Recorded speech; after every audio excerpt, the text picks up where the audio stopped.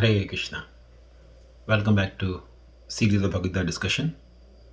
Today we shall be discussing the 5th verse from the 12th chapter of Bhagavad Gita. Om Ajnanatimidandasya Gyananjana-chalakaya Chakshurunmilitam Yena Tasmai Shri Gurave Namah Panchakalpatarubhyascha Kripa Sindhubhya Evacha Patitanam Pavanebhyo Vaishnavebhyo Namo Namah Shri Krishna Chaitanya Prabhu Nityananda Shri Advaita Gadadhar Shri Vasadi Gaura Bhakta Vrinda Hare Krishna Krishna Krishna Hare Hare Hare Rama Rama Rama Hare Hare. So the text 5th is kleśo adhika-taras teṣām avyaktāsakta-cetasām avyakta hi gatir duḥkhaṁ deha-vadbhir avāpyate. Translation: for those whose minds are attached to the unmanifested, impersonal feature of the Supreme, advancement is very troublesome. To make progress in that discipline is always difficult for those who are embodied. So here, Krishna is very distinctly explaining to Arjun's question that was asked in the beginning of the 12th chapter. Teṣām ke yoga vittama. Among the two kinds of worshippers, who is better situated? So Krishna says here, those who are worshipping avyakta āsakta-cetasām. Avyakta means impersonal and āsakta means attached. So Cheta, whose mind is attached to the avyakta concept of the Supreme, what they get? Kleśo adhika-taras teṣām. Most of the part of their spiritual practices, they get only kleśa. Kleśa means trouble or distress, misery. The path of spiritual practices need not have to be troublesome. In fact, in the 9th chapter of Bhagavad Gita, Krishna says, susukham kartum avyayam. The process of bhakti-yoga are those who actually are attached to the personal conception of God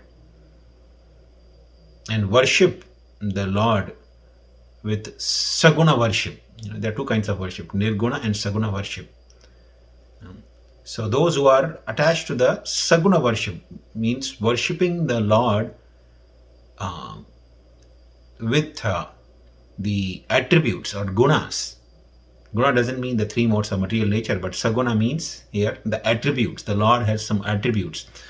So especially for people or living entities who are embodied, who are accustomed to see everything or perceive everything through the body, it is much more easier to relate to a form. So therefore they have in the Vedas the recommendation of worshipping the deity form of the Lord. So deity form of the Lord is not idol worship. Many times it is given the name as idol worship. Idol means you just take a murti or some form, with your imagination and start worshipping it. So the worship of the saguna form of the Lord is not idol worship. It is like the mailbox. Outside our home we have a mailbox. If we put any letter in that mailbox, the letter reaches to its destination. Now if I take a similar looking box and put outside my home or put anywhere on the roadside, if I put the mail in that, it will not go. Why? Because it's not authorized by the post office. So though it appears to be a small box outside my home, but that is as good as post office. It does the functioning, the total functioning of post office. If I put the mail in it, it goes to the destination. And I do receive the mail also in that box. Okay. So there is exchange of receiving and giving the mail in that box, just like that happens in the post office. So it is like a full-fledged post office at my door. But if I take any similar looking box, paint it similarly, it will not work. So similarly, idol worship is, if you take any form from the market or from the store and put it in your home and start worshipping, it will not work. But in Vedic culture, there is a proper process of authorizing a form of the Lord, which is carved also as per the proper specifications given in the scriptures. People who carve or make that form of the Lord, Murti form of the Lord, they also follow certain regulations. It's a family tradition, generally, those who do that task. And then there is a whole ceremony called Pran Pratishtha ceremony, which is done for inviting the presence of the divinity in that form. And then that form, that apparently looking like an idol, becomes non-different from the Lord. Just like a small post box outside my home is representing the entire postal department at my door. So similarly, that form of the Lord, which is established in the temple by proper procedures, is non-different from the Lord and is fully capable of exchanging, receiving the service from the devotees and giving the blessings as well. So that Saguna worship is actually one of the very crucial and very important aspects which makes the worshippers of the personal form of the Lord, their whole journey very enlivening, because of the embodied living entities. They can relate to a form much easier. And so Krishna is mentioning here, avyaktāsakta-cetasām, those whose minds are attached to avyakta. Avyakta hi gatir duḥkhaṁ. Their gati is only dukkha. Dukkha means distress, miseries. One time Srila Bhakti-siddhanta Thakur was traveling in a train, and there was a impersonalist sannyasi who was sitting opposite to him.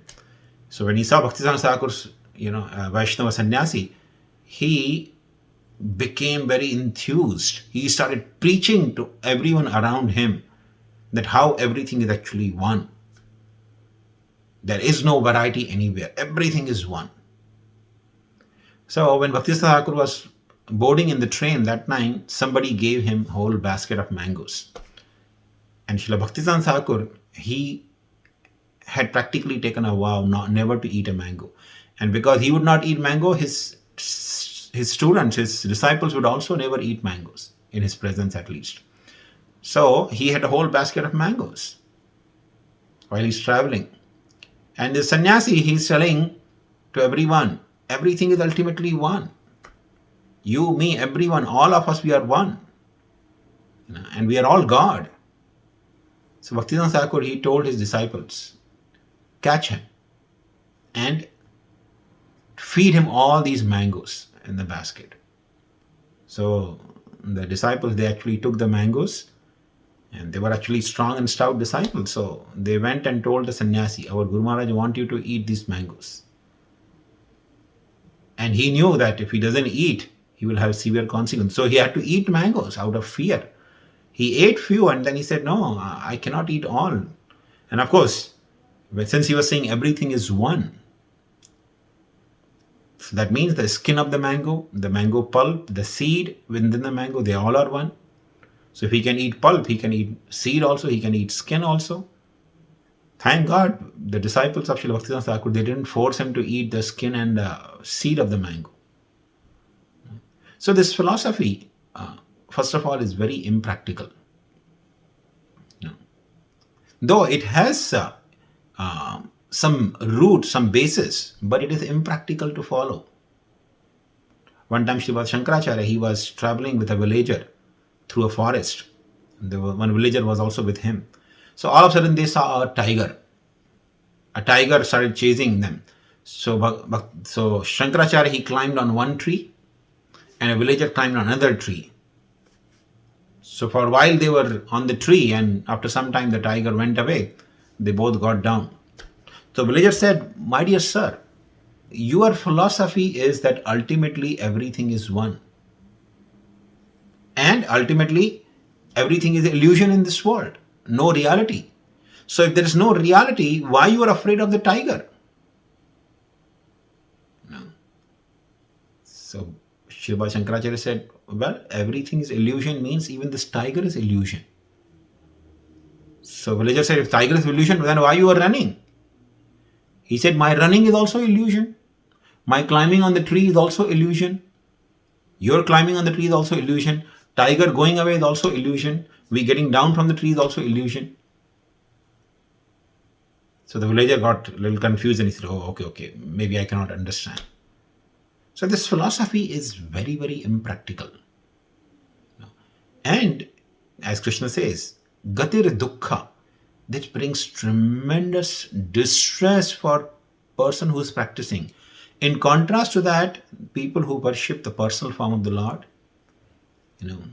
Krishna says in Gita, susukham kartum, their path is actually filled with happiness. Because the devotee can worship the form of the Lord. He can offer nice foodstuffs to the Lord and eat the remnants of that foodstuff. And in this way, a devotee can fully engage his existence in the service of the Lord without any difficulty. But if person is attached to worshipping the impersonal aspect of the Lord or the absolute truth, the only gain they have is distress. They also have similar destination in the end, but their gati, their destination is tremendous dukkha or distress. So this is the seventh substance of this verse. Thank you very much. Hare Krishna.